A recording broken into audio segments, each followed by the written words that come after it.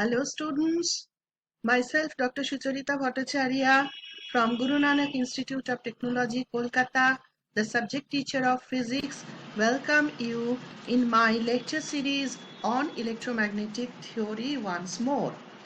Today we are delivering our lecture series in continuation with our previous classes for Physics 2 third semester BTech course, and the streams under consideration is Computer Science and Engineering and Information Technology.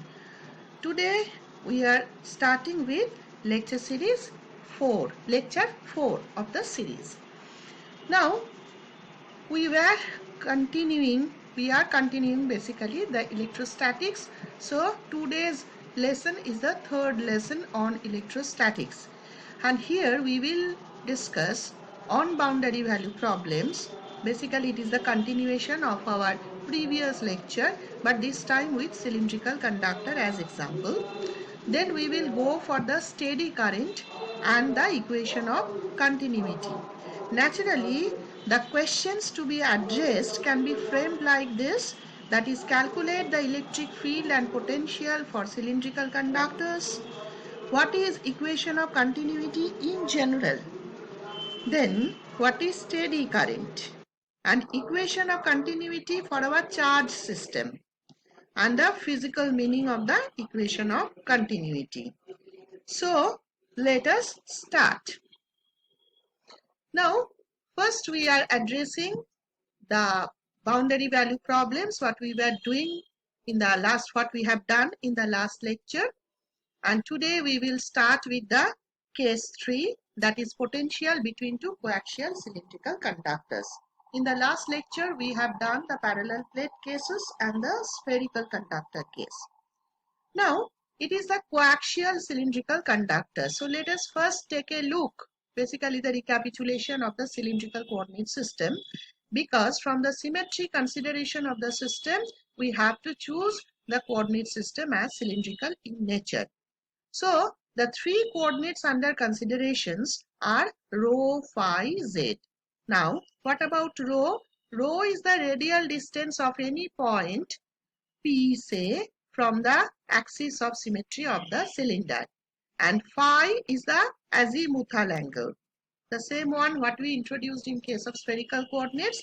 That means it is the angle made between the x-axis and the projection of the point P in the xy plane, and z is the axis of symmetry of the cylinder, which is very much equivalent to the z of the rectangular coordinate system. Now, the Laplacian operator del square is expressed in terms of rho phi z as 1 by rho del del rho of rho del del rho plus 1 by rho square del 2 del phi 2 plus del 2 del z2. Actually, this Laplacian operator you have derived in detail in first year mathematics. Here we are simply recapitulating it because we are now going to use it for our case. Now, the coaxial cylinders, what we have to consider, just take a look at this figure. The coaxial cylinders we have taken, their axis of symmetry is Z, and the two cylinders are of radii A and B respectively. Obviously, B is greater than A, and the corresponding potentials which are given are VA and VB. And you have to find out the value of the potential and the field at any point in between the two cylinders, at any point here, but in between the two cylinders. Now it is a basically three-dimensional system, but as per our syllabus we have to convert it to equivalent one-dimensional problem. Accordingly, we are assuming the cylinder to be infinitely long. That means z-axis is infinitely extended. So the potential at any point in between the conductors will depend not on phi or z, rather than only on rho, the radial distance, because it has the finite value. But you have taken the cylinder to be infinitely long. Naturally, the variation of potential with respect to z and phi, because phi is also measured for the projection taken in the xy plane from that point. So you will not get the variation of V with respect to phi and Z. That means the Laplace's equation for cylindrical coordinate system, del square V equal to 1 by rho del rho of rho del V del rho plus 1 by rho square del 2 V del phi 2 plus del 2 V del Z2 equal to 0 now reduces to del square V equal to 1 by rho del rho of rho del V del rho equal to 0 in terms of a single variable, that is rho. Now to solve this equation, we have to integrate it. So integrating the Laplace's equation, it is found from the first step that rho del V del rho equal to A, where A is the integration constant. Now still it is a first order derivative. Previously it was second order. So again we have to integrate it, and we will get from here V equal to A ln rho plus B. So here ln is coming, because here you will find del rho by rho. So A ln rho plus B, B is another integration constant. Now we need two boundary conditions to get the values of A and B. So the boundary conditions are, as per the diagram, V equal to VA at rho equal to A and V equal to VB at rho equal to B. So let us put the values in equation 8. What we will find? VA equal to A ln A plus B, VB equal to A ln B plus B. That means again we are getting the system of simultaneous equations just like the case of the spherical conductors. If we solve them, you can subtract, you will find out A value. Then putting the value of A in either of the equations, you can get the value of B, as we did in case of the spherical conductors. The values here we are getting as B equal to VB ln A minus VA ln B divided by ln A by B. And A value is coming out as VA minus VB divided by ln A by B. Now the potential at any point between two coaxial cylindrical conductors, that was our basic motivation. That is to find out the potential at any point in between the two conductors. So that we are finding out as V equal to A ln R. So VA minus VB by ln A by B ln rho. Here in place of R we are using the radial distance as rho, as very common in cylindrical coordinate system, plus B. What about B? VB ln A minus VA ln B divided by ln A by B. So the potential at any point in between the coaxial cylindrical conductors found out. So what about the corresponding electric field? Obviously it is minus grad V. Here only rho is the variable. So we will find out minus dV d rho. Minus dV d rho. Because in the second term there is no variable existing. So what about the result? Minus VA minus VB by ln A by B into ln rho derivative, that is 1 by rho we are getting, into rho cap, the unit vector along the direction of rho representing the direction of the field. So electric field here varies inversely as the radial distance, 1 by rho, and is directed obviously towards the plate of lower potential. Towards the plate of lower potential, so negative sign is coming. So this is the way how to find out the potential and field for coaxial cylindrical conductors. Let us now move to the example using the coaxial cylindrical conductors case, but here we are moving to the case of cylindrical capacitor. Accordingly, in the figure, let us consider a cylindrical capacitor with the inner conductor having a radius A and the outer conductor, look at the outer conductor, it is grounded. Its radius is B. And obviously, in general, we consider its potential VA, its potential VB. But here it is grounded, so VB must be 0. VB must be 0. Now, how to find out the potential for this coaxial cylindrical capacitor? Now, the steps which we have to follow is as this. First, we have to solve del square V equal to 1 by rho del rho of rho del V del rho equal to 0. That is the differential equation in a single variable rho that we did a few minutes back. And from that solution, we found V equal to A ln rho plus B. So to unknown integration constants A and B, we have to find out using the given boundary conditions.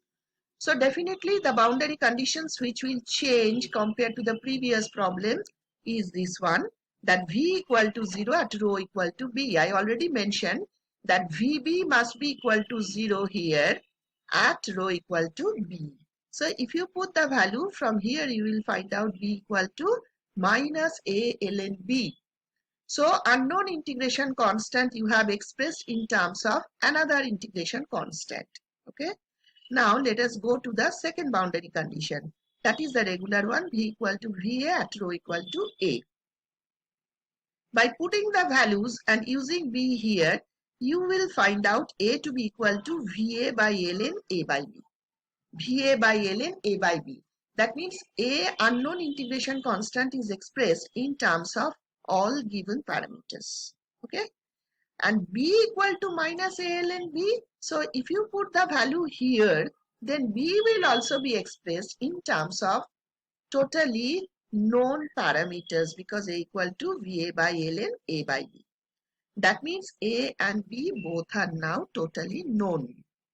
So let us try to find out the value of V. So V equal to A ln rho plus B.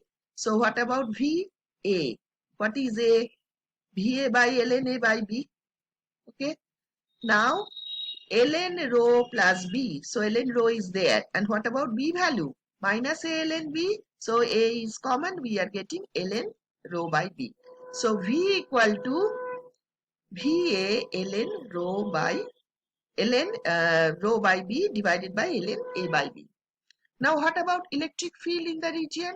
The electric field is minus dV rho into rho cap. Because here only variable is rho. If you do it, you will find out minus VA by ln A by B into 1 by rho into rho cap. So this is the value of the electric field and the potential for this coaxial cylindrical capacitor. Now, just like the case of the parallel plate and the cylindrical capacitor, here also we can find out the capacitance and the charge. For that purpose, let us first find out the charge density. That is charge per unit area. Following Coulomb's theorem, we know sigma is equal to epsilon naught into E, where it is at the inner cylindrical conductor because outer one is arched. So epsilon naught E at rho equal to A. So let us put the value here, rho equal to A. We will get sigma equal to epsilon naught into VA by ln B by A. This negative sign I have taken here because B is greater than A. That's why I have interchanged it. So VA by ln B by A into 1 by A because rho at electric field at rho equal to A we found out. Now charge per unit length on the inner cylinder. This is charge density, that means charge per unit area. So what about the charge per unit length? How to find out that? Because cylinder we consider infinitely extended to convert the three-dimensional problem to equivalent to one-dimensional one. So we have to find out charge per unit length. How to get it? That will be equal to epsilon naught VA by ln B by A into 2 pi A, the cylindrical length, 2 pi A for the inner cylinder, okay, into 1 by A. So these 2A will cancel out. So what we will get? Epsilon naught 2 pi VA by ln B by A.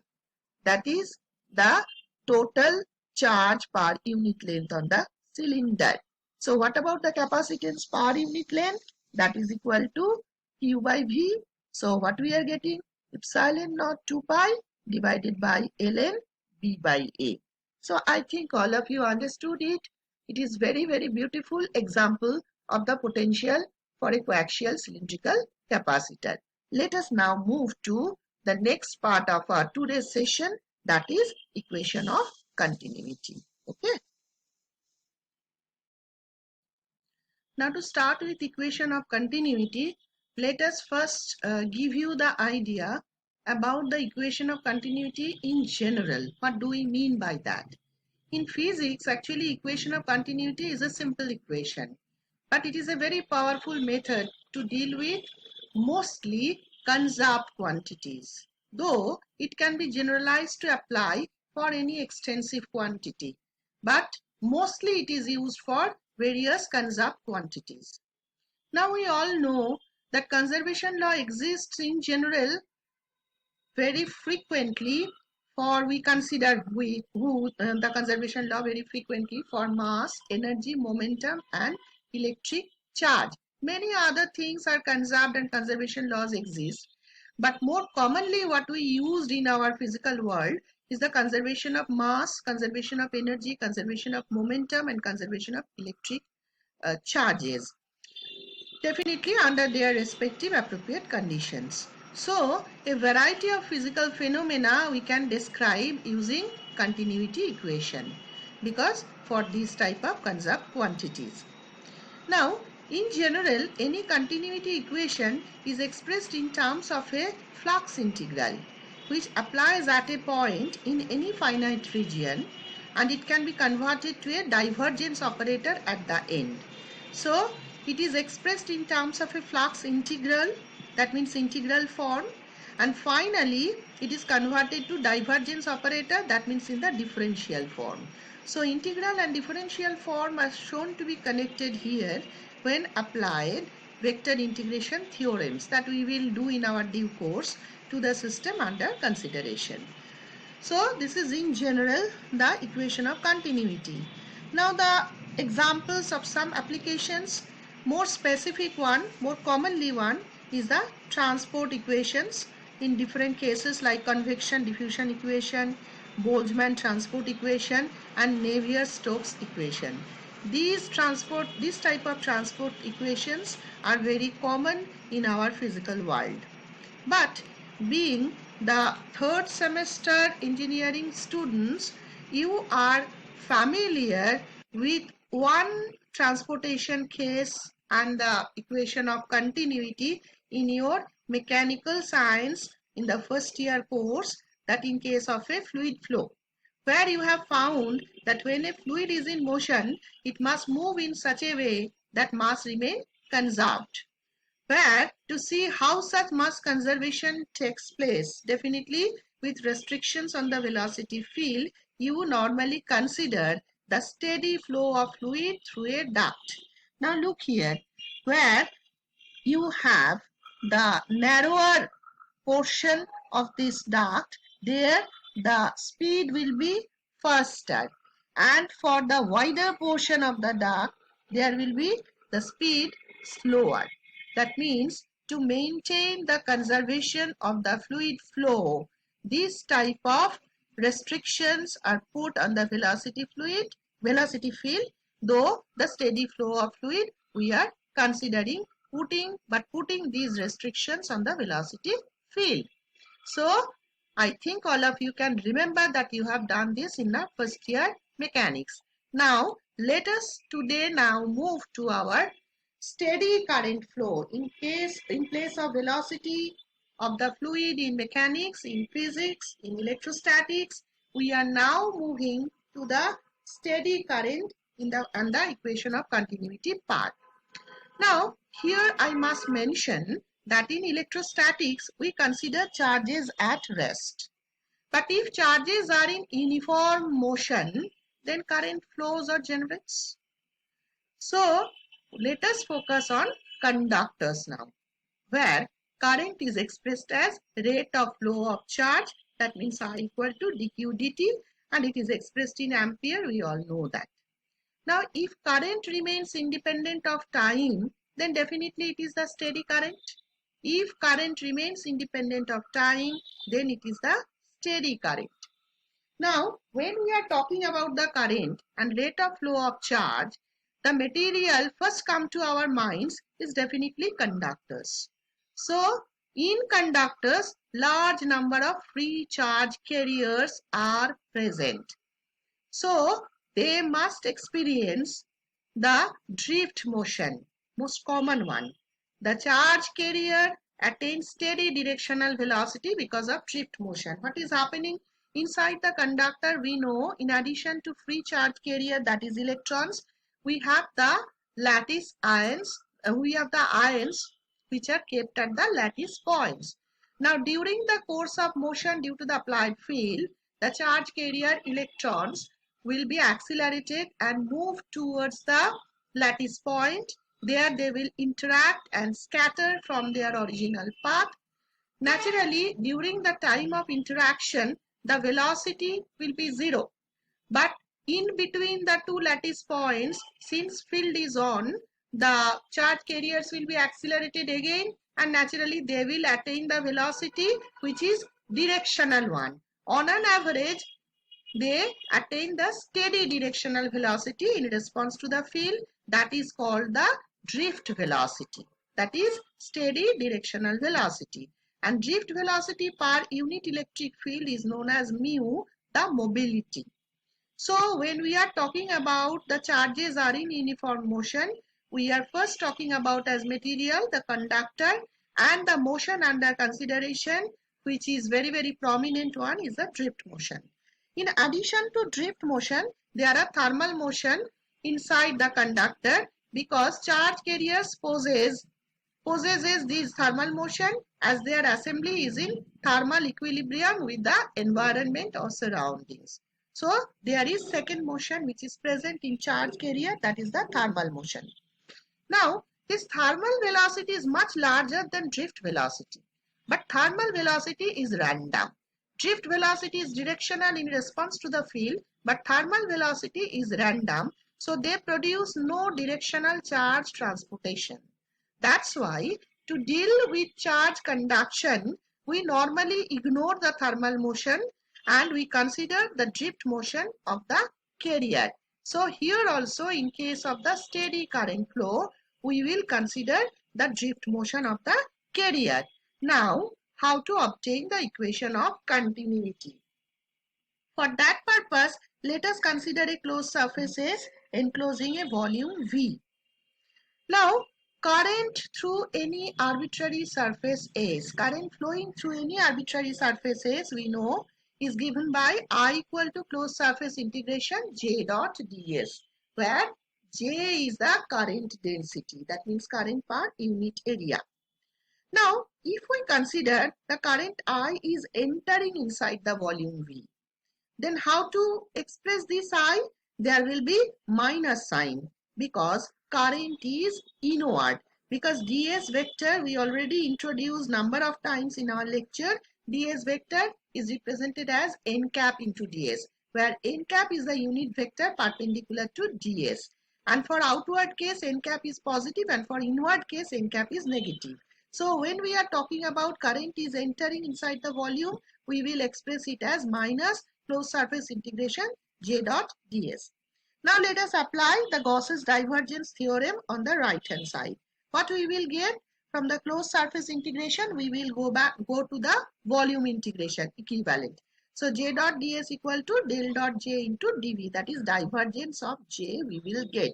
So applying the Gauss's divergence theorem, we are getting the expression for I as negative volume integration del dot j into dv.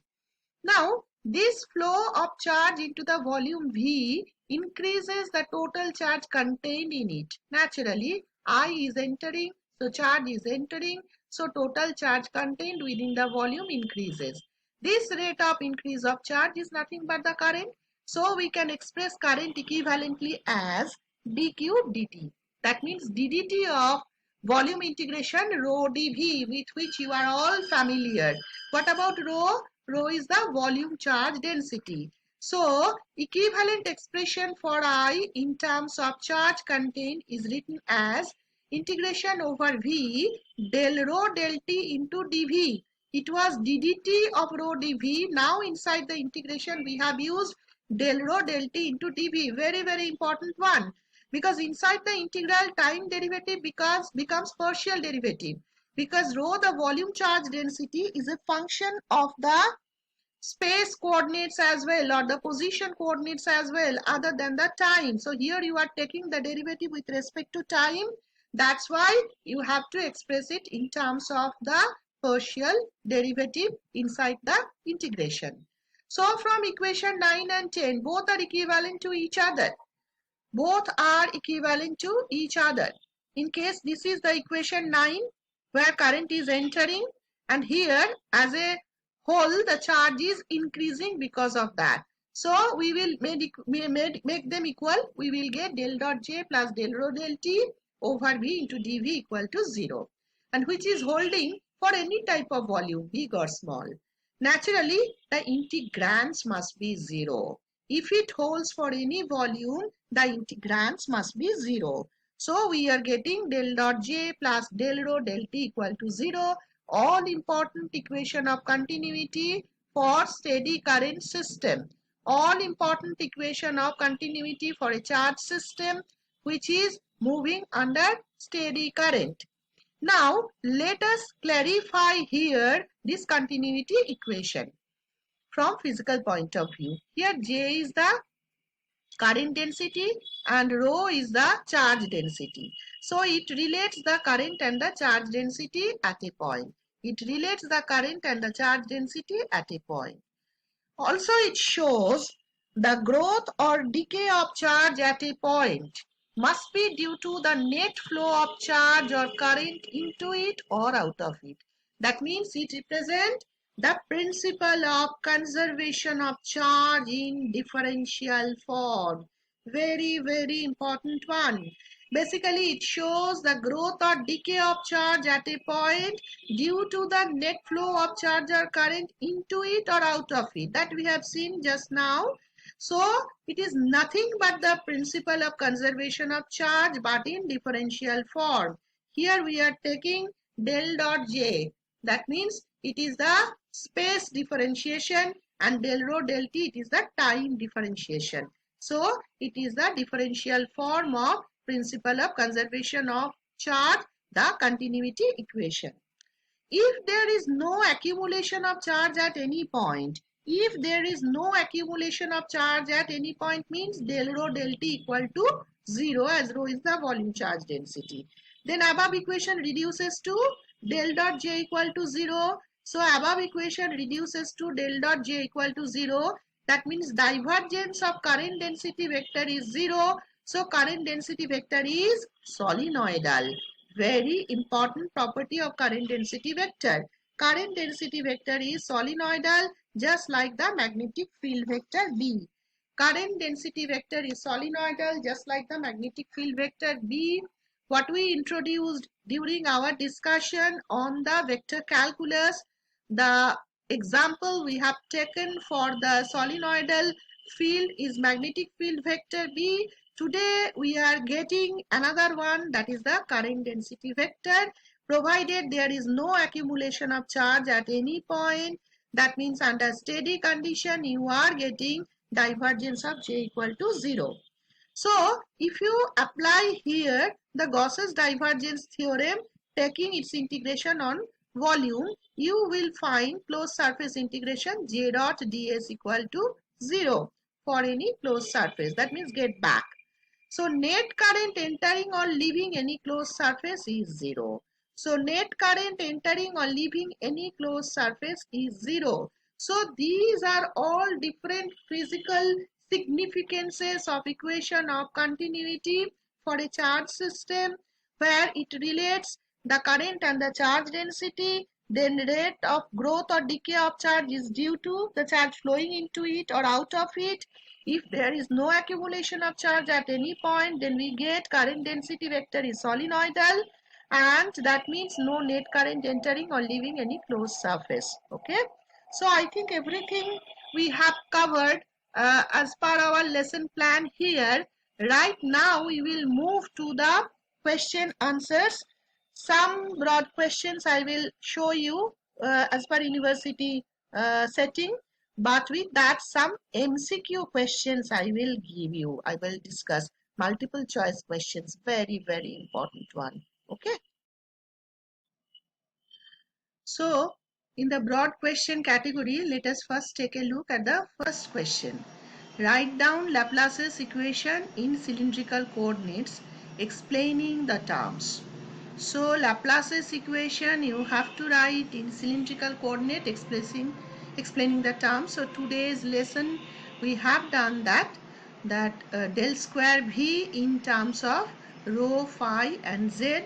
You have to write it and then you have to explain that what about rho, phi, z and what about the potential variation. Okay. Next is solve it for a cylindrical capacitor of radius r.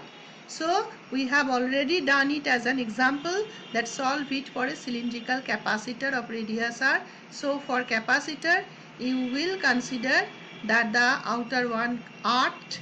If sometimes question may be asked by giving that put the inner cylinder grounded or arced and then solve it. Then in that case you will go that way. Okay. Next is derive equation of continuity. So the derivation part in very detail we have done. So derive equation of continuity starting from the system definition you have to do it. Then discuss its physical significance. So definitely large number of points I discussed. So all the physical significances you can give. Now mind it, in case of electrostatics, definitely we will concentrate on the steady flow, steady current and the equation of continuity for the charge system. Okay, so charge system physical significances and equation of continuity you have to give. Though I discussed in general what about equation of continuity as an introduction, but for our case in this charge system and the electrostatics, we will concentrate on this steady current and the equation of continuity and the corresponding significances. Okay. Now, let us come to the sample MCQs, that means multiple choice questions. Now, just take a look. Equation of continuity is expressed as, four options are given. Del dot J minus del rho del T equal to 0. Del dot J plus del rho del T equal to 0. Del cross J plus del rho del T equal to 0. Del cross J minus del rho del T equal to 0. A few minutes back we have done it, so all of us can remember that it is del dot J plus del rho del T equal to 0. So option B is correct. Now come to the second question. In a charge-free space, very important statement, Gauss's law of electrostatics is given as del dot D equal to rho by epsilon naught, del dot D equal to rho by epsilon, del dot D equal to 0 and D equal to 0.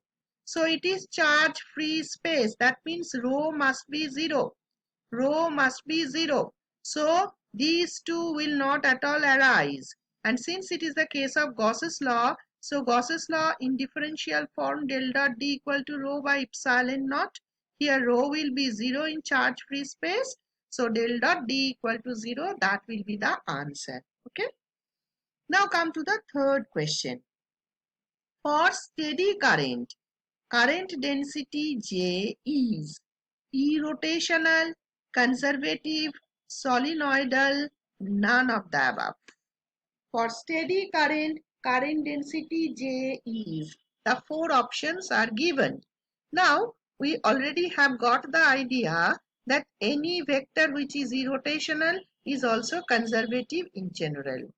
Now, for current density, few minutes back, for steady current means if there is no accumulation of charge.